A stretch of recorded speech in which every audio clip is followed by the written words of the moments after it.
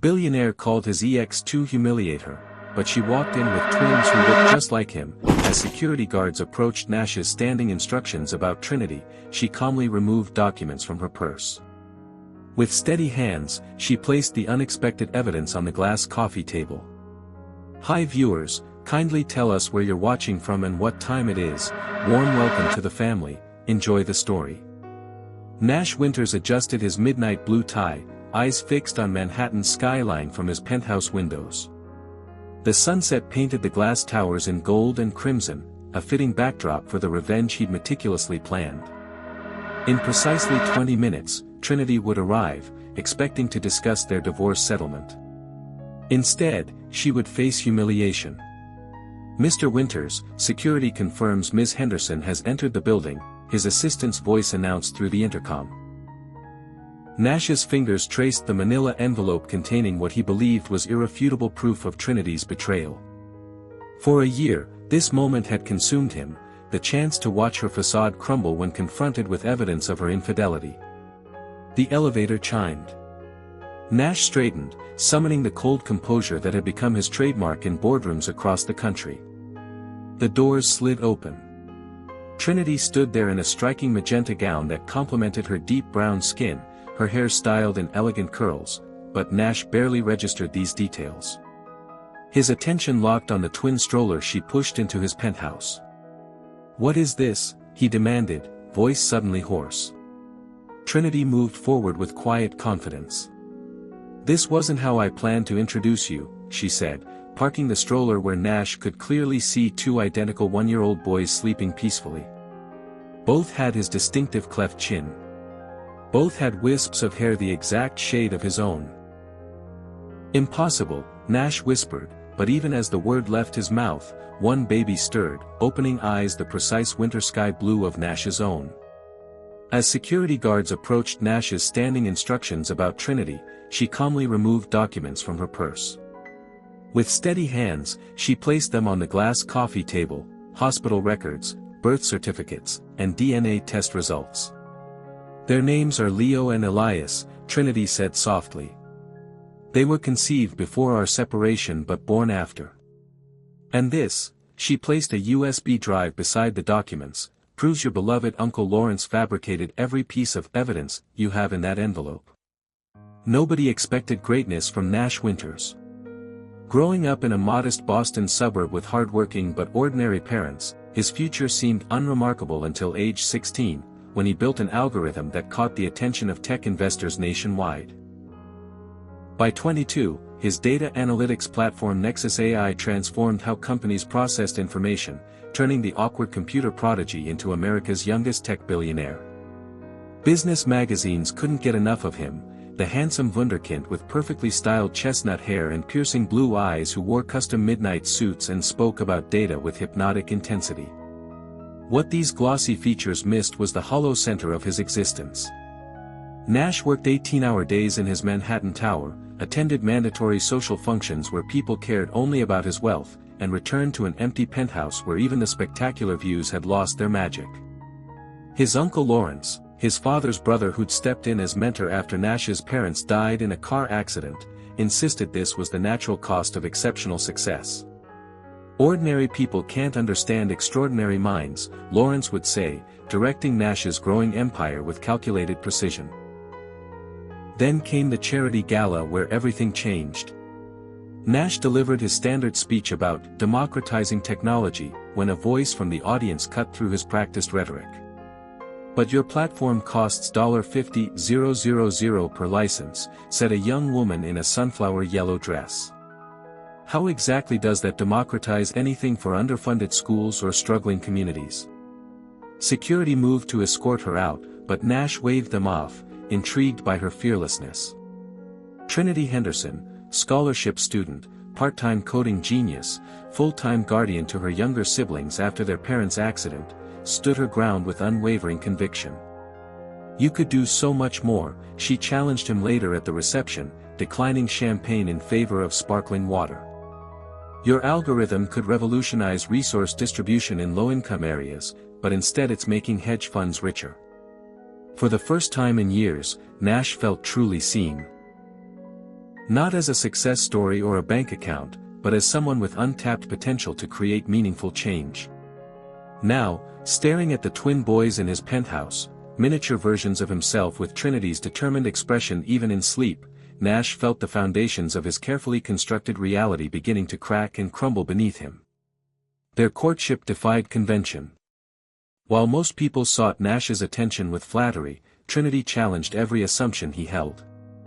Their second date ended with her redesigning his interface sketches on a restaurant napkin.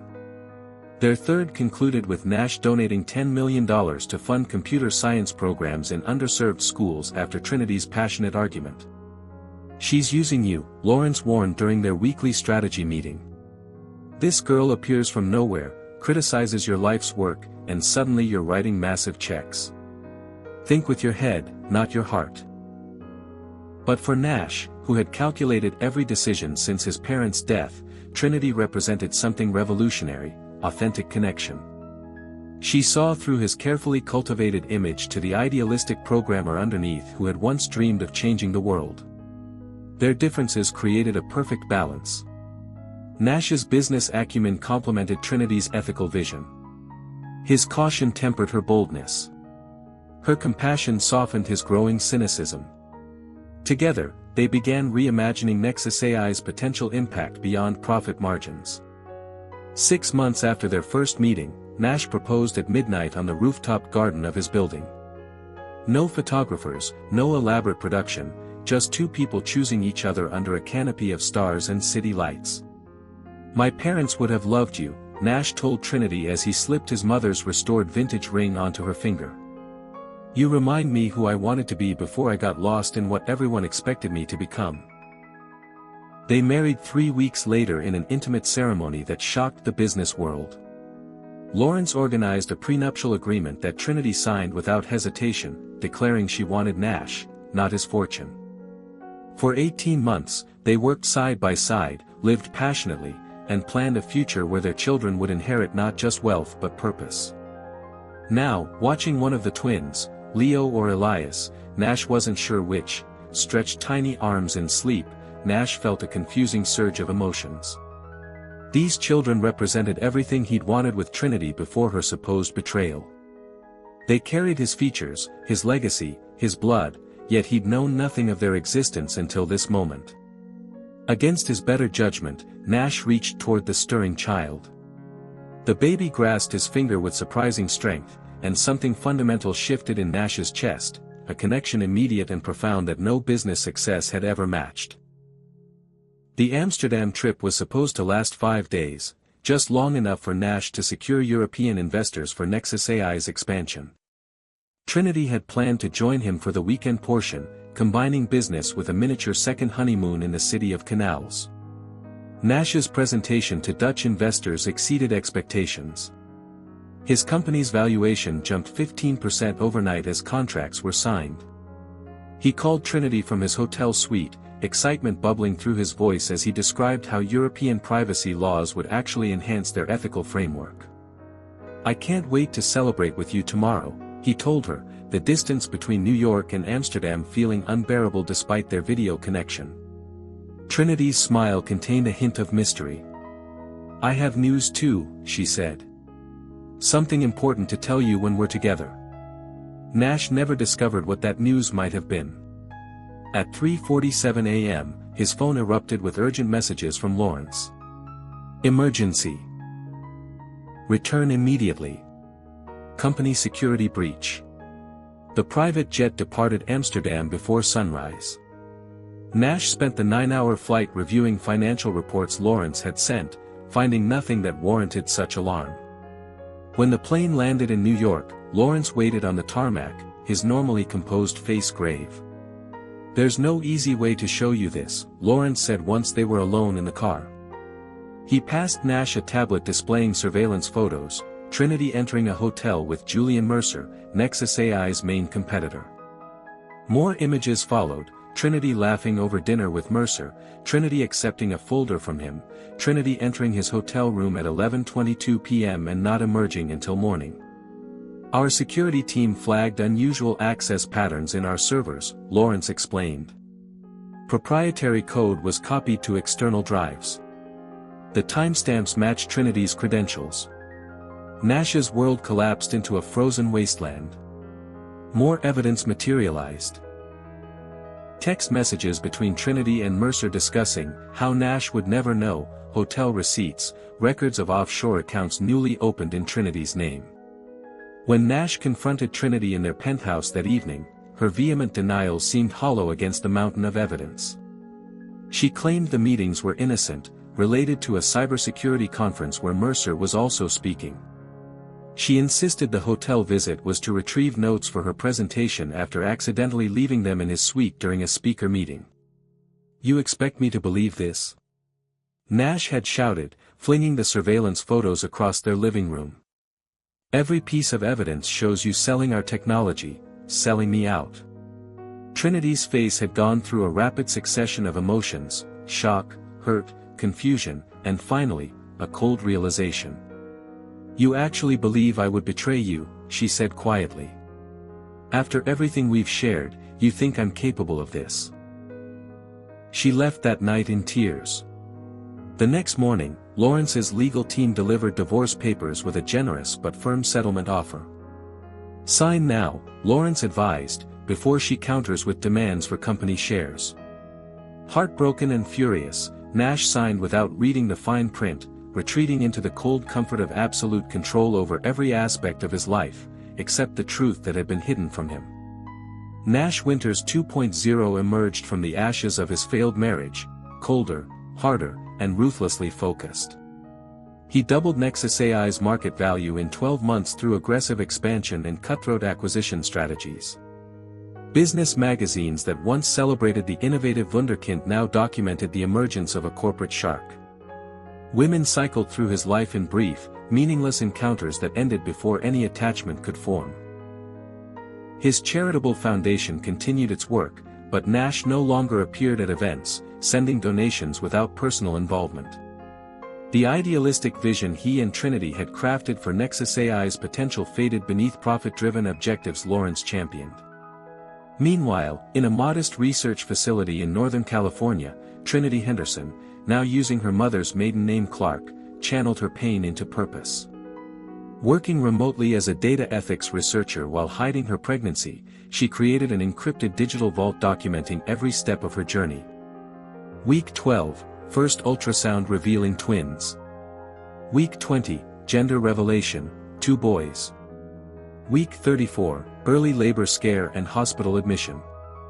Through it all, she maintained rigorous documentation, DNA samples preserved, paternity tests conducted, every medical record meticulously organized with timestamp authentication. When Leo and Elias arrived 7 weeks early, Trinity faced their difficult beginning alone. The twins spent their first 18 days in incubators, their tiny bodies fighting to thrive while Trinity recovered from an emergency C-section. She placed Nash's photo in their hospital bassinet, whispering their father's accomplishments as though his absence was temporary rather than permanent. By day, Trinity analyzed financial algorithms, secretly tracking the increasingly questionable transactions flowing through Nexus AI's subsidiary companies. By night, she taught her growing boys to recognize Nash in photos, creating a father presence despite his absence. The twins developed Nash's analytical intensity alongside Trinity's determination, crawling earlier than expected, communicating with twin-language precision, watching the world with curious blue eyes. As the boys approached their first birthday, Trinity's investigation into Lawrence's financial manipulation reached critical mass. Foreign accounts, tax evasion schemes, and systematic fund diversion created a pattern too significant to ignore. The merger announcement, Lawrence's masterstroke to dilute Nash's controlling interest, accelerated Trinity's timeline. When Nash's unexpected call came demanding a meeting to finalize matters once and for all, Trinity recognized both the threat and the opportunity it presented. The trap Nash had set would become the stage for truths too long concealed. Now, watching Nash hold one of his sons for the first time, the child instinctively curling against his father's chest, Trinity allowed herself to hope that the carefully documented evidence might rebuild what deception had destroyed.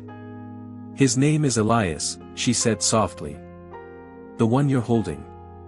Leo is still sleeping. Nash looked up, his eyes reflecting confusion, anger, and wonder in equal measure. Why now? Why not tell me from the beginning? Trinity gestured toward the USB drive containing evidence of Lawrence's elaborate betrayal. Because until now, you weren't ready to hear the truth. The USB drive Trinity placed on the table contained 18 months of meticulous investigation.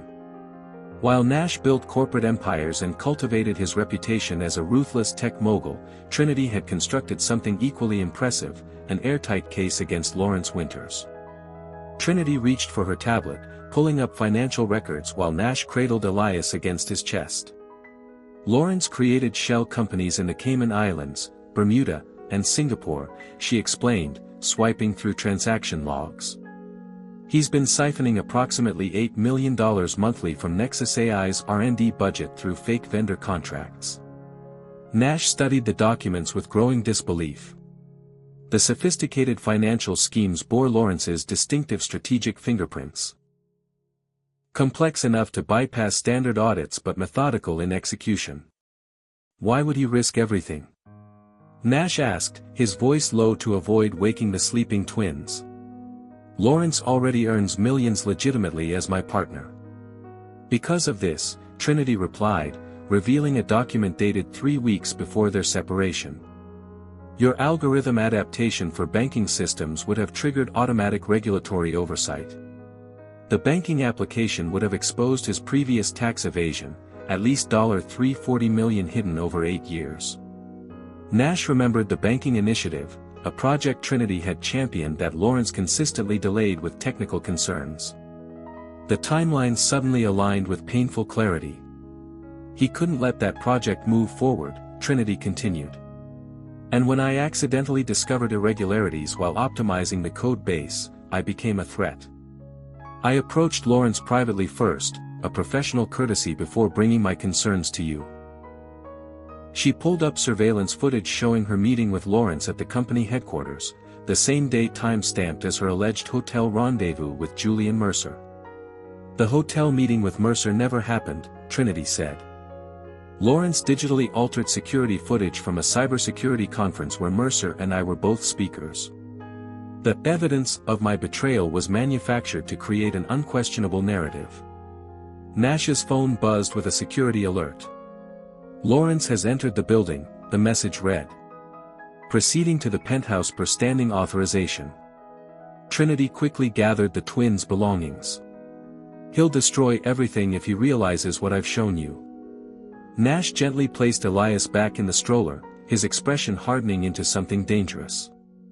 Let him come, he said, positioning himself between Trinity and the elevator. It's time we finish this. The elevator doors parted with a soft chime that belied the tension filling Nash's penthouse. Lawrence Winters stepped out, impeccably dressed in a charcoal suit that matched his silver-streaked hair. His confident smile froze when he spotted the twin stroller. Nash, what's happening here? Lawrence's voice remained calm, but his eyes darted between Trinity, the babies, and the documents spread across the glass table. Security was supposed to notify me immediately if who came, Uncle Lawrence? Nash interrupted, his tone deceptively casual. My ex-wife? Or the mother of my children? Lawrence adjusted his platinum cufflinks, a nervous habit Nash had observed during tense negotiations. I see she's made quite a dramatic entrance. Claiming these children are yours. A paternity test would. Already completed, Trinity interjected, sliding the certified results toward Lawrence. DNA confirmation. Both boys are Nash's sons, conceived before our separation. Lawrence barely glanced at the documents. Nash, you can't seriously believe this convenient story. She abandoned you, sold company secrets, and now returns with supposed heirs when Nexus AI is valued at its peak. The timing is transparently opportunistic.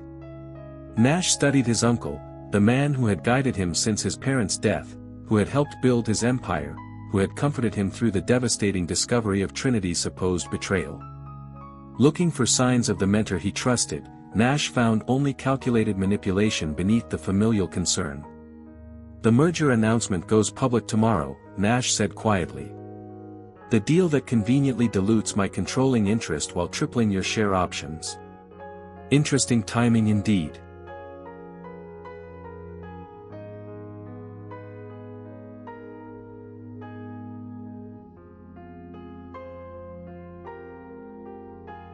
Lawrence straightened, switching tactics.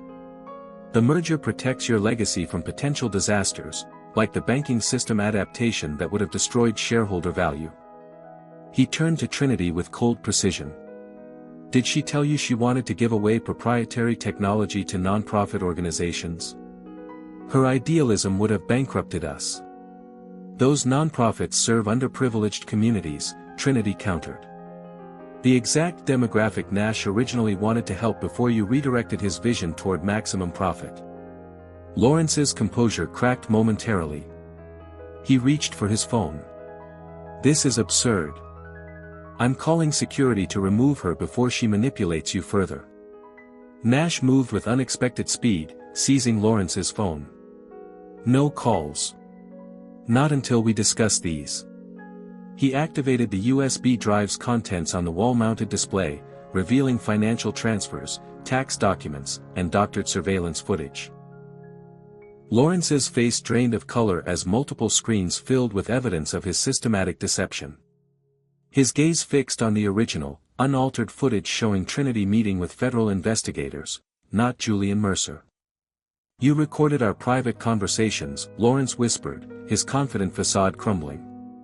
"That's illegal." "Actually," Trinity replied calmly, "I reported suspected financial fraud to the appropriate authorities, who authorized documentation. Everything here was obtained legally through whistleblower protocols." Lawrence lunged for the USB drive with surprising agility. Nash intercepted him, the two men grappling briefly before Nash pinned his uncle against the wall. The commotion startled both twins awake, their distressed cries filling the penthouse. 15 years, Nash said, his voice dangerously quiet despite the baby's wails. "You were like a father to me. And you destroyed my marriage, stole my children's first year, all to protect your offshore accounts." Lawrence's expression hardened into cold calculation. "You have 24 hours to bury this," he hissed. "Or I'll ensure you lose everything, including custody of these supposed heirs." As Lawrence straightened his jacket and retreated to the elevator, Nash turned to find Trinity comforting both crying infants with practiced efficiency. The sight of her soothing the sons he hadn't known existed until an hour ago crystallized a devastating truth: Lawrence had stolen far more than money. The penthouse fell silent save for the gentle hum of Manhattan below and the occasional cooing sounds from the twins, now sleeping in the makeshift nursery Nash had created using cushions from his sectional sofa. Trinity sat across from him at the kitchen island, both cradling mugs of tea that had grown cold while they talked through the wreckage of their past. "I discovered I was pregnant the morning of our fight," Trinity explained, her fingers tracing the rim of her mug. "I had taken the test before heading to meet Lawrence about the financial irregularities I'd found. I was planning to tell you that evening, had this whole announcement prepared with baby coding books." Nash closed his eyes briefly, imagining how differently everything might have unfolded. "Why didn't you tell me afterward? Even after you thought I believed the worst about you? Would you have believed me?" Trinity asked without accusation. Lawrence had manufactured overwhelming evidence. "My word against all that documentation, plus your trusted mentor's testimony." She shook her head. "Besides, Lawrence made it clear what would happen if I contested the divorce or tried to contact you." "He threatened you?" Nash's hands tightened around his mug. "Not physically. Legally." Trinity pulled up an email on her tablet. "He said if I fought the divorce terms or attempted to extort you with pregnancy claims, he would ensure I faced industrial espionage charges carrying 20-year sentences." Nash read the coldly worded threat, recognizing Lawrence's distinctive style. "So you disappeared?" Trinity nodded. "My old professor helped me secure a research position under my mother's maiden name. I continued gathering evidence against Lawrence remotely while preparing for the twins. Nash stood, moving to the window where the city sprawled before him in midnight glory. "I missed everything," he said quietly. "Their birth, first smiles, first words." Leo said, "Data first," Trinity offered with a small smile. Elias preferred, "Mama," but they both recognized your photo. "I made sure they knew your face, your accomplishments. After believing I had betrayed you." Trinity joined him at the window. "I was angry at you for believing Lawrence so easily. But I never wanted our children growing up thinking their father was a villain. They deserve to form their own opinions when they're old enough to understand." Nash turned to study her face, the determined set of her jaw, the compassionate eyes that had once seen possibility in him when others saw only profit potential. Without Lawrence's manipulations, who might they have become together? "I want middle names," Nash said suddenly. "For the boys. They should have middle names." Trinity's surprise transformed into understanding. "You missed naming them. Of course you should choose their middle names. Not just choose. I want us to decide together," Nash clarified. "The way we should have from the beginning." Trinity's eyes glistened with unshed tears. "Alexander for Leo," she suggested softly. "After your father." Nash felt something tight in his chest loosen slightly. "And Marcus for Elias. After your grandfather who taught you coding." The moment stretched between them. Not reconciliation yet, but perhaps the first tentative bridge across the chasm Lawrence had created. From the makeshift nursery came a small, sleepy sound as one twin reached for the other in slumber. "We need to move quickly," Trinity said, reluctantly breaking the moment. "Lawrence won't wait long to counterattack. The merger announcement is scheduled for tomorrow afternoon." Nash's expression hardened with renewed purpose. "Then we have 12 hours to prevent him from stealing my company to add to his list of crimes." Dawn broke over Manhattan as Nash's executive team assembled in the penthouse's secure conference room. Faces reflected confusion at the emergency 5 a.m. meeting, confusion that transformed to shock when Nash introduced Trinity and explained the situation in precise, emotionless terms. "Lawrence Winters has engaged in systematic financial fraud," Nash stated, displaying evidence on multiple screens. "He fabricated evidence against my former wife, manipulated our separation, and concealed the existence of my children to maintain control over Nexus AI's direction and his illegal financial operations." Marissa Chen, Nash's chief financial officer, examined the transaction records with growing alarm. "These offshore structures, they're sophisticated. Our quarterly audits should have caught this. The external auditors report directly to Lawrence," Trinity explained. "He's been providing doctored financials for review while hiding the authentic records on an isolated server." Nash's head of legal affairs, David Rosenberg, reviewed the merger documents with a deepening frown. "This accelerated merger timeline bypasses standard board review protocols. The transaction structure effectively transfers controlling interest to Lawrence's holding company while appearing to maintain your leadership position. Can we stop it?" Nash asked. David tapped his pen against the table. "With this evidence, absolutely. But Lawrence has likely prepared contingencies. The moment we move against him, he'll activate whatever fail-safes he's established." Trinity connected her laptop to the display system. "He's already moving. 6 minutes ago, Lawrence initiated server access protocol changes that will lock Nash out of key systems by noon. He's also called an emergency board meeting for 10 a.m., presumably to present his own narrative before we can intervene." Nash's security chief, former military intelligence officer Michael Reed, studied the building's access logs. "Lawrence has brought 4 unknown individuals into the executive floor. Based on their arrival pattern, they're likely removing or planting materials." The room fell silent as implications crystallized. Lawrence wasn't just protecting himself, he was systematically dismantling Nash's ability to fight back. He's not just targeting the company, Nash realized. The board meeting, the server lockouts. They're distractions. He turned to Trinity. Where are the originals of the children's documentation? In a secure location, she answered. But copies are in my apartment and research office. Nash nodded grimly. Lawrence knows about the twins now. He'll try to discredit their paternity or your custody to create leverage. He looked around the table at his team. This isn't just about Nexus AI anymore. It's about protecting my family. Marissa straightened. The financial evidence alone justifies freezing Lawrence's access pending investigation.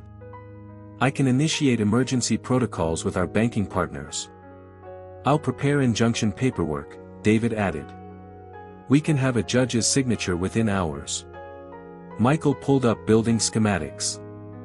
I'll secure all access points and initiate protocols to protect the servers and physical documents. Nash watched his team mobilize with military precision. For years, he'd cultivated executives who valued efficiency and results. Now he needed them to fight for something beyond quarterly targets. Lawrence has been part of Nexus AI since inception, Nash reminded them. He has relationships with everyone in this building. This won't be clean or simple. Trinity's hand found his beneath the conference table, a brief, affirming touch.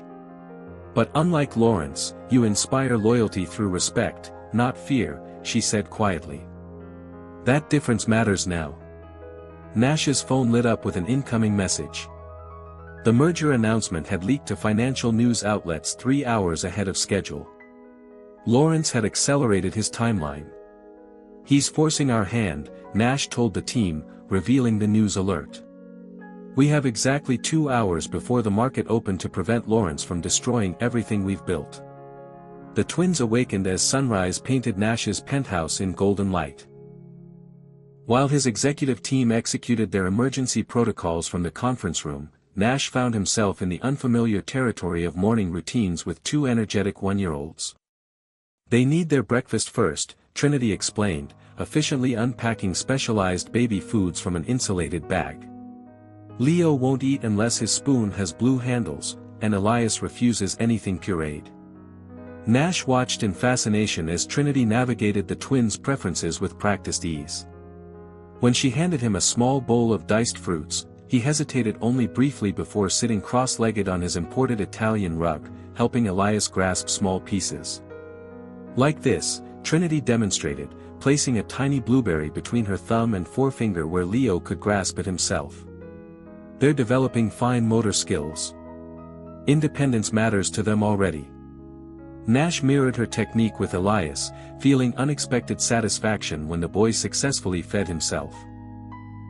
They have your determination, he observed as Elias concentrated intensely on each movement.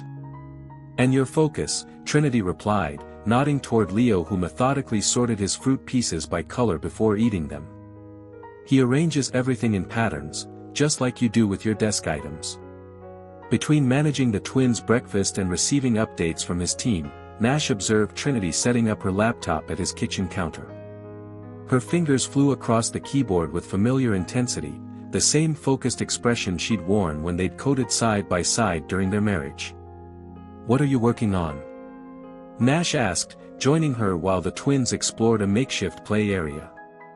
Accessing the original algorithm architecture, Trinity explained without looking up. Lawrence modified core functions to facilitate his financial diversions, but those changes created subtle inefficiencies. If we restore the original code base while preserving legitimate improvements, we could isolate and remove his backdoor access, Nash finished, the familiar rhythm of their collaborative thinking returning instantly. But the code base has expanded significantly since you left. Trinity smiled faintly. Who do you think anonymously identified security vulnerabilities in version 4.2 last year? I never stopped monitoring Nexus AI's development. For the first time since Trinity's arrival with the twins, Nash felt a genuine smile form. He pulled up a chair beside her, their shoulders nearly touching as both began typing in synchronized counterpoint. On screen, complex code structures assembled and disassembled under their combined expertise. There, Trinity pointed to an elegant but subtly modified section. Lawrence inserted payment routing options that allow for fractional skimming across thousands of transactions. Virtually undetectable unless you know exactly where to look. Nash nodded appreciatively. Clever but flawed. The redundancy patterns create microsecond delays during high-volume processing. They worked in comfortable silence broken only by occasional updates from Nash's team or the twins babbling from their play area. Leo crawled over, pulling himself up against Nash's chair to watch the screen with serious concentration. "He does this at home too," Trinity said softly. "Watch me code like he's memorizing patterns." Nash lifted Leo onto his lap, feeling a surge of emotion when the boy immediately reached for the keyboard. "Future programmer?" he asked, guiding Leo's tiny fingers to press harmless keys. "Future something extraordinary," Trinity answered, her expression softening as she watched father and son. "They both are." The moment shattered when Nash's security system chimed with an urgent alert. Michael's voice came through the speaker, "Sir, we've got a situation. Lawrence has arrived with private security and legal representatives. They're demanding access to the penthouse with what appears to be an emergency custody order." Nash and Trinity exchanged alarmed glances. "That's impossible," Trinity said. "No judge would issue an emergency order without evidence of danger." "Unless Lawrence fabricated evidence," Nash replied grimly, "the same way he fabricated evidence against you." Leo sensed the tension, his small face crumpling in preparation for tears. Nash instinctively cradled him closer, surprising himself with the protective instinct that surged through him. "How long can your security team delay them?" Trinity asked, already gathering the twins' essential items. Nash activated his building's protocol override. 20 minutes maximum.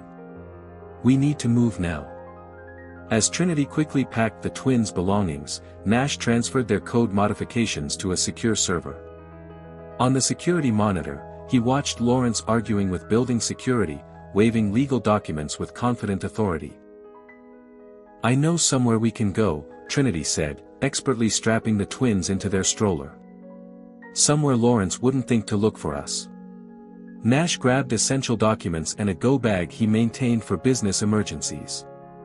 As they prepared to exit through the penthouse's private elevator, he paused to look at the twins, these miraculous small humans who carried his features and Trinity's spirit, who had existed for a year without his knowledge.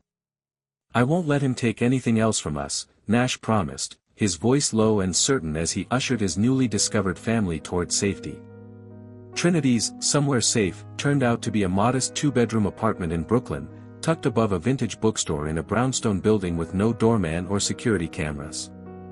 The space looked lived-in yet temporary, minimal furniture, walls adorned with developmental charts tracking the twins' growth, and multiple computer monitors arranged on a makeshift desk. "My backup location," Trinity explained, entering a complex security code that disabled what Nash recognized as a sophisticated alert system. "I maintained 3 residences rotating between them randomly to avoid establishing patterns." "You've been living like this for over a year?" Nash asked, taking in the space while helping unload the twins' essentials. Trinity's smile held no self-pity. "When you believe someone with billions of dollars might come after you, you develop precautions." The twins immediately crawled toward a play area in the corner, clearly familiar with their surroundings. Nash followed, noticing framed photos on the wall, himself at various tech conferences, receiving awards, even casual shots from their marriage that had appeared in business magazines. A visual history curated for children who had never met their father. "You really did tell them about me," Nash said quietly. Trinity nodded, unpacking her laptop. "Every night before bed. Your accomplishments, your innovations, even how you like your coffee and hate wearing socks indoors."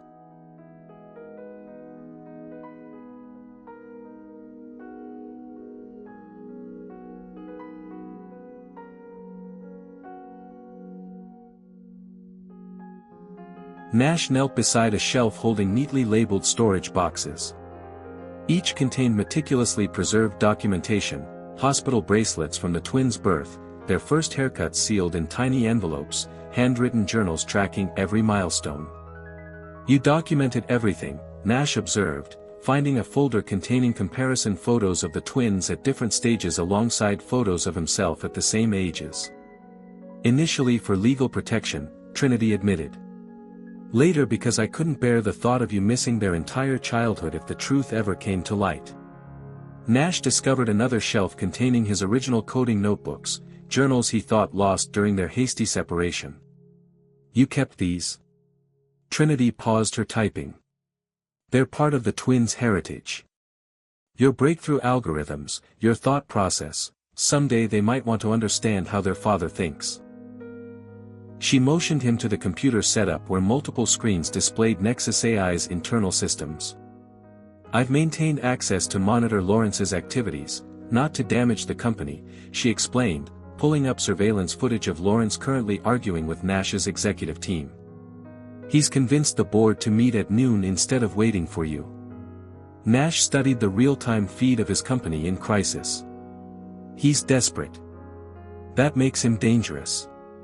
Trinity opened a hidden panel revealing an extensive digital archive. This contains everything, the original evidence of Lawrence's fraud, unaltered footage proving my meetings were with federal investigators, not competitors, and transaction logs showing how he diverted funds. Why didn't you take this to authorities immediately? Nash asked. Trinity's expression hardened. Because Lawrence made it clear he would destroy you in the process. He built backdoors into Nexus AI that could implicate you in his schemes. I needed irrefutable proof of your innocence before exposing his guilt. Nash absorbed this revelation, that Trinity had spent 18 months protecting him while he had believed the worst about her. The weight of his misjudgment pressed against his chest with crushing force. We have 2 hours before the board meeting, Trinity said, breaking his thoughts. Lawrence expects you to appear desperate and emotional.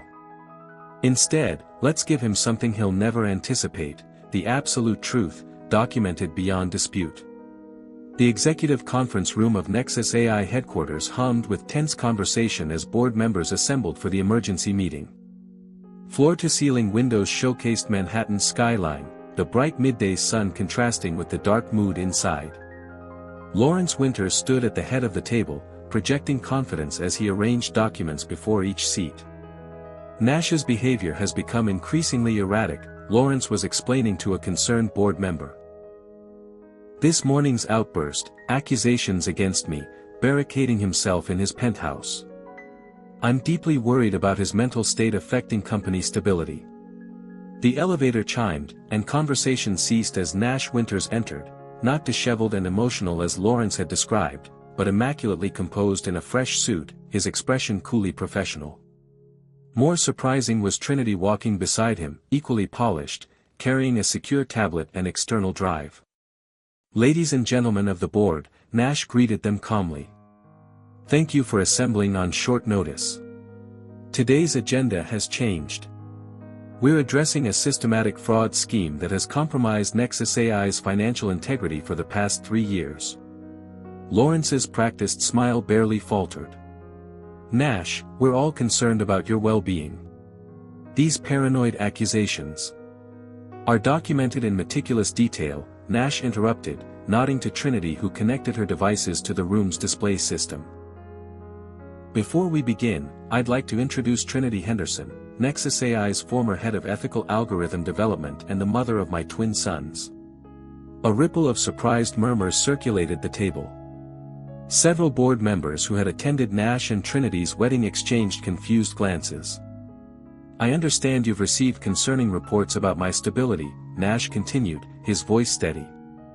Judge for yourselves whether documentation of tax fraud, embezzlement, and evidence tampering constitute paranoia or due diligence. Trinity activated the display, projecting financial records, transaction logs, and surveillance footage in meticulously organized sequence. Beginning 3 years ago, approximately 14 months before Nash and I were separated, Lawrence Winters established offshore accounts to divert company funds, she explained, highlighting transactions with laser precision. For 42 minutes, Nash and Trinity presented evidence without emotional commentary, allowing the damning facts to speak for themselves. Bank transfers authorized under falsified signatures. Tax documents with deliberately miscalculated figures. Surveillance footage showing Lawrence accessing restricted servers after hours. Most devastating was the comparison of original and doctored videos showing Trinity's meetings with federal investigators, digitally altered to replace government officials with Nexus AI competitors. The manufactured evidence of my supposed infidelity served two purposes, Trinity explained. It removed me as a threat after I discovered financial irregularities, and it isolated Nash from the person most likely to notice Lawrence's growing control over company operations.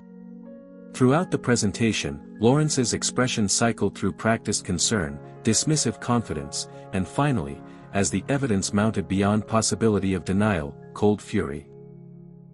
When Nash concluded the financial overview, Lawrence pushed back from the table. "This is a coordinated attack," he declared, his voice tight with controlled rage. "Nash has been manipulated by his ex-wife, who conveniently reappears with supposed children when company valuation has peaked.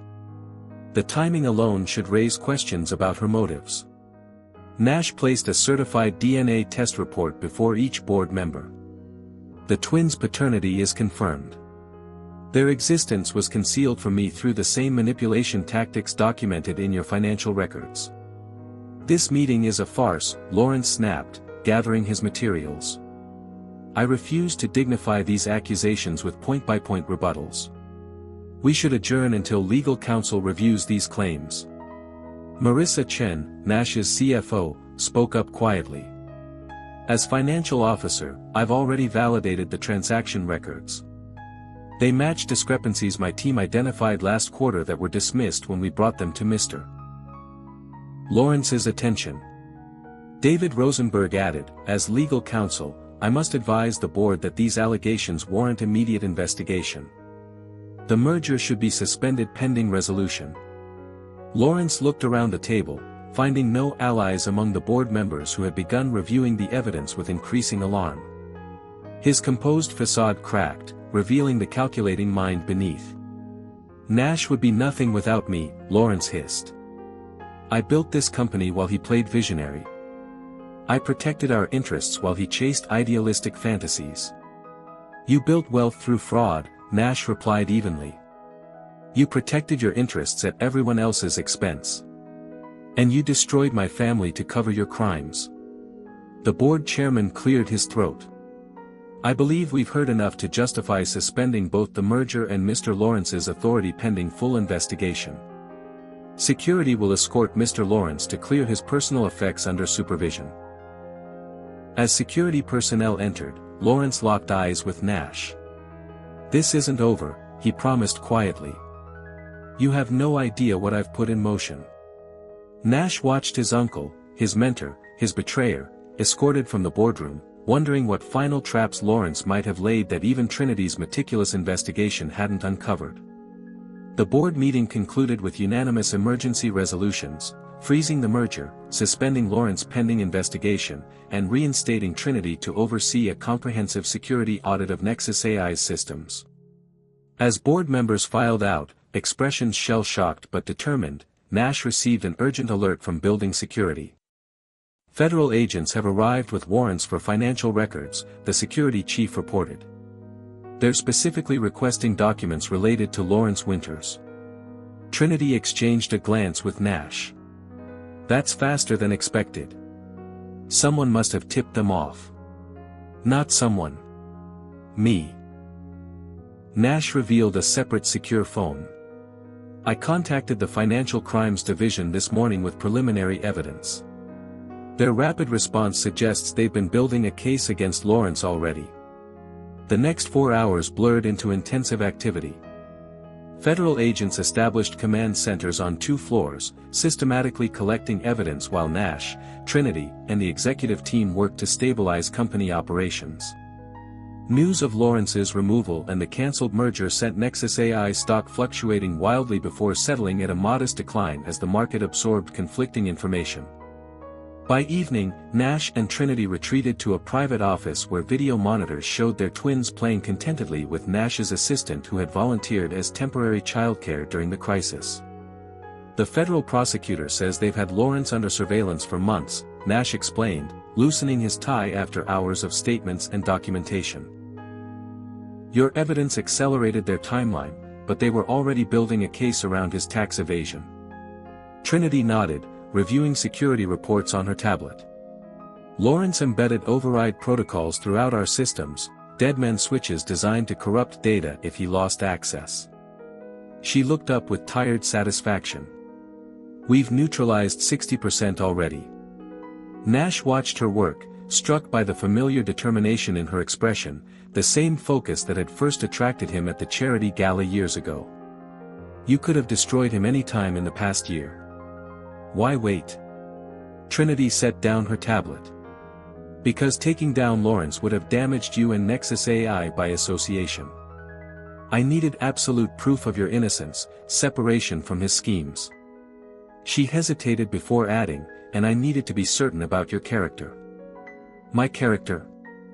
The Nash I married wanted to change the world for the better. After our separation, you became someone different. Ruthless, profit-driven, cold. Trinity met his eyes directly. I needed to know which Nash would raise our sons if the truth came to light. The statement hung between them, its implication clear. Trinity had been evaluating him through his public actions, assessing what kind of father he might be. And what did you conclude? Nash asked quietly. That beneath the armor you built after our separation, the Nash who wanted technology to help people still exists. She gestured toward their sons on the monitor. They deserve that version of their father. Nash absorbed her words, recognizing their truth. Lawrence's manipulation had wounded him deeply, and he had responded by becoming harder, more isolated, abandoning the vision he and Trinity had shared for Nexus AI's potential. Their conversation paused as Marissa entered with urgent news. The system audit revealed Lawrence transferred $24 million to untraceable accounts hours before the confrontation. He's gone off-grid. His private plane filed a flight plan for Geneva but diverted to an unknown location after takeoff. He's running, Nash concluded. Trinity shook her head. Lawrence doesn't run, he counterattacks. This is preparation for something else. Nash's phone chimed with an encrypted message, a video file from an anonymous sender. When he played it, Lawrence's face appeared, his usual polish replaced by cold determination. By now you've played your little evidence game with the board, Lawrence said in the recorded message. Perhaps federal authorities are involved. Congratulations on your momentary victory. But remember who taught you strategy, Nash. I always plan 3 moves ahead. The video cut to footage of Nash's original algorithm designs, the foundational code that launched Nexus AI. Your beloved creation has backdoors you never discovered, Lawrence continued. Triggers that, when activated, will corrupt core functionality across every client installation worldwide. Financial systems will crash. Hospital networks will fail. Transportation grids will go offline. Lawrence smiled without warmth.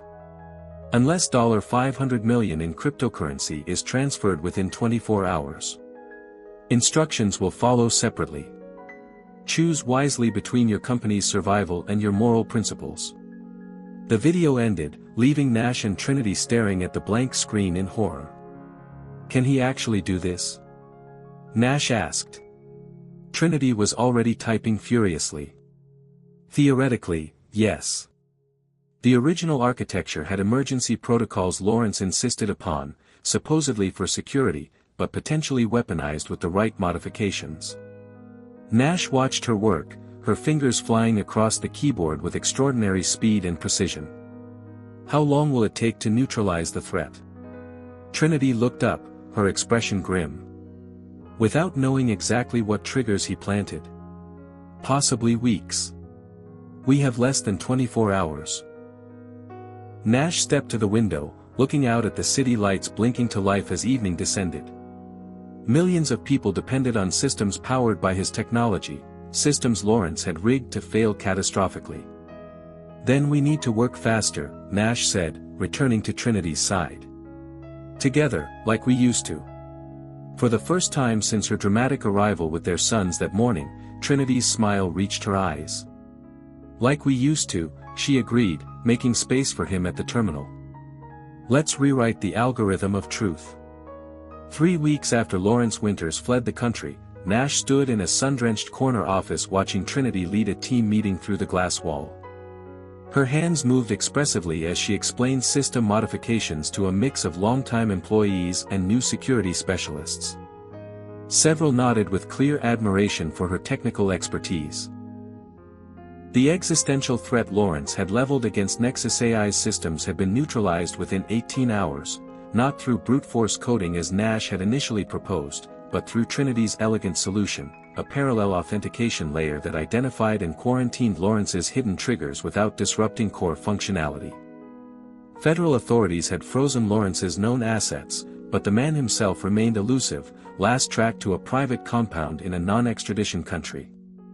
The investigation had expanded to 3 continents as the full scope of his financial crimes emerged. Inside Nash's office, the twins napped in a custom playpen installed beside his desk. He found himself working differently with them present, more focused on meaningful output rather than endless hours, more conscious of the legacy his decisions would create. The door opened quietly as Trinity entered, her expression satisfied after the successful meeting. The security team confirms the last of Lawrence's backdoors has been neutralized. Nexus AI is officially clean. And significantly more ethical, Nash acknowledged. Your architectural changes improved performance while embedding privacy protections we should have implemented years ago. Trinity studied him thoughtfully. You don't seem upset about the reduced profit margins that came with the changes. Nash smiled, nodding toward the sleeping twins. Recent events have clarified my priorities. The past weeks had been extraordinary by any measure. Nexus AI stock had initially plummeted as news of Lawrence's crimes broke, then gradually stabilized as Nash and Trinity presented a united front in addressing the crisis. The business media that once celebrated Nash's cutthroat tactics now marveled at the company's transparent approach to the scandal. Most surprising was the public's reaction to the revelation of Nash's previously unknown children. Rather than focusing on scandal, coverage highlighted the twins as symbols of reunion and redemption, innocent catalysts who brought truth to light. The board approved your reinstatement as Chief Ethics Officer, Nash told Trinity. With expanded authority over algorithm development and implementation. Trinity raised an eyebrow. And you're comfortable with that arrangement? Working together after everything that's happened? The question contained layers of meaning. Their professional collaboration over the past weeks had been seamless, falling into familiar patterns of complementary thinking. But personal boundaries remained carefully maintained, separate residences, formal courtesy, focused discussions of co-parenting logistics. More than comfortable, Nash replied. Essential. Nexus AI needs your perspective, the ethical foundation I lost sight of after we separated. Trinity nodded, accepting the professional validation but clearly noting his avoidance of personal implications. She moved to the playpen, gently adjusting Elias's blanket when he stirred. We need to discuss living arrangements, she said quietly. The temporary solution works for crisis management, but the boys need stability. Nash had been anticipating this conversation. The current arrangement, Trinity and the twins staying in a secure company apartment while Nash remained in his penthouse, had been practical during the immediate aftermath but increasingly felt like an artificial barrier. I've been thinking about that, Nash admitted. The penthouse never felt like a home, not even when we were married.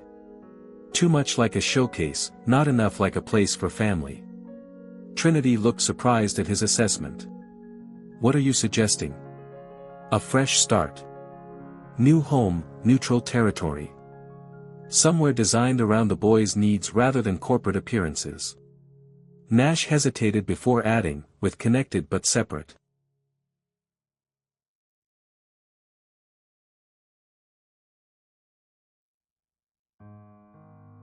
Living spaces for each of us. Co-parenting proximity without presuming a relationship status we haven't defined. The proposal hung between them, practical, respectful, yet acknowledging the complex reality of their situation. They were neither strangers nor partners, but something unprecedented, former spouses bound by children and corporate crisis, rediscovering trust amid the wreckage of deliberate deception. Trinity considered the suggestion, her expression thoughtful. That could work. But Nash, she met his eyes directly, at some point, we need to address what happens between us, not just our parenting arrangement. Nash nodded, recognizing the truth in her statement. The connection between them remained powerful despite the damage Lawrence had caused, or perhaps because surviving that damage had revealed their core compatibility. One step at a time, he suggested. We have 2 miraculous children and a company to rebuild. The rest. He smiled faintly. We'll figure it out together.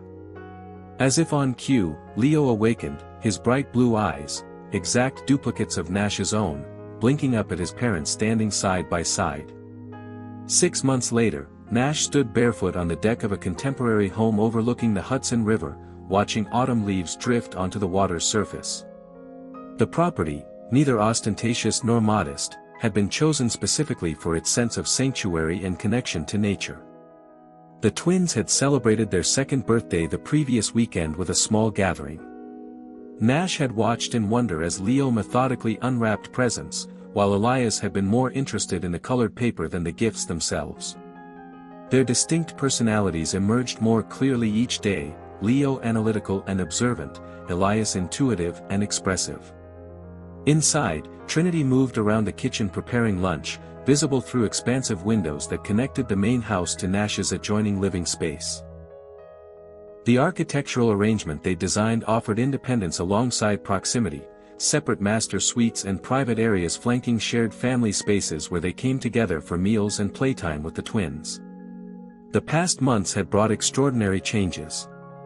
Nexus AI had emerged from crisis with renewed purpose, integrating Trinity's ethical framework throughout its operations. Their revised banking algorithm, the project Lawrence had sabotaged, now helped identify predatory lending patterns in underserved communities while maintaining profitability. Lawrence remained a fugitive, though his financial empire had crumbled as investigations uncovered the full extent of his crimes. International warrants awaited his eventual capture. Nash had processed his complicated grief over Lawrence's betrayal through weekly therapy sessions, acknowledging the genuine mentorship Lawrence had provided alongside his manipulation.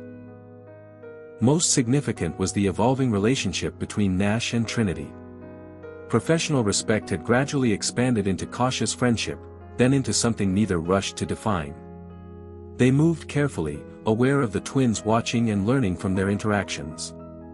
Nash entered the kitchen as Trinity assembled sandwiches. The foundation board approved our proposal, he announced. Full funding for computer science programs in 50 underserved school districts, starting next semester. Trinity smiled, the expression warming her entire face. The initiative you wanted to launch when we first married. The initiative we wanted to launch, Nash corrected, automatically reaching for plates in their usual cabinet. Your original design with some updates. They worked in comfortable synchronization, moving around each other with practiced ease. From the playroom came the sounds of the twins engaged with educational games Trinity had programmed specifically for their developmental stages. I reviewed the quarterly projections, Trinity mentioned, cutting fruit for the twins' plates. The ethical algorithm adjustments actually improved client retention despite higher subscription costs.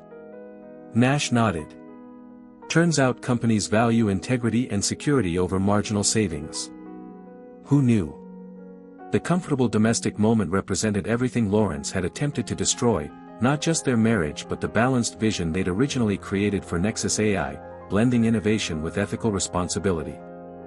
As they carried lunch to the dining area, Nash paused at the large windows overlooking the river. Do you ever think about how differently everything might have unfolded? If Lawrence hadn't interfered, or if I had trusted you more? Trinity considered the question. Sometimes. But then I remember that the Nash I married needed to experience loss to truly value connection. And perhaps I needed to stand alone to discover my full strength. She placed the twins' plates on their special chairs. Besides, Leo and Elias exist because of the exact timeline that occurred. A different path might have given us different children or none at all. Nash watched her practical wisdom transform a painful history into meaningful purpose, her characteristic ability to find patterns and value in complexity. "There's something I've been meaning to ask you," Nash said as they settled at the table. "The foundation needs a new board member, someone with technical expertise and ethical clarity to guide our educational initiatives." "Sounds perfect for Marissa," Trinity suggested, referring to Nash's CFO who had been instrumental during the crisis. "Actually, I was thinking of you." Trinity looked up in surprise. "Working together at Nexus AI isn't enough shared territory." "It's not about shared territory," Nash clarified. "It's about right expertise. The foundation was always part of our original vision, technology education that creates opportunity rather than widening digital divides." He hesitated before adding, "Of course, if you'd prefer clearer boundaries between our professional and personal lives." Trinity studied him thoughtfully. Over months of cautious rebuilding, they had established new patterns of trust, professional collaboration, dedicated co-parenting, and gradually, tentative steps toward emotional reconnection. "Boundaries aren't about distance," she said finally. "They're about clarity and consent. We can share multiple contexts as long as we're clear about expectations." As the twins demanded attention with enthusiastic babbling, Nash and Trinity seamlessly shifted focus to their sons, helping with lunch while maintaining the conversation. "Speaking of expectations," Trinity continued once the children were happily eating, "we should discuss the holiday invitation from my family. They'd like all of us to visit for a week." The suggestion represented another threshold, presenting themselves to extended family as a unit of some kind, neither fully reconciled nor merely co-parents. Nash considered the complex reality they had created, not the conventional family they once expected, but something deliberately reconstructed from the fragments of what Lawrence had destroyed. Not perfect, not always comfortable, but authentic and chosen with clear eyes. "I'd like that," Nash decided. "The boys should know their extended family. And I should know the people who helped you survive everything you endured while building our son's first year." Trinity's expression softened. "They'd like to know the real you too. Not the media version or the hurt man who signed divorce papers, but the father who reads engineering concepts as bedtime stories and built code playground equipment that secretly teaches physics principles." The moment held possibility without pressure, acknowledgement of their evolving connection without demanding premature definition. Whatever label might eventually apply to their relationship, its foundation was now built on proven loyalty and resilient truth rather than Lawrence's manufactured deceptions. Outside, autumn leaves continued their descent to the river, carried by currents toward new destinations. Inside, Nash Winters watched his reconstructed family, the brilliant woman he was learning to trust again and the extraordinary children who had catalyzed truth, and recognized that some algorithms could never be fully predicted, only experienced with courage and adapted with wisdom.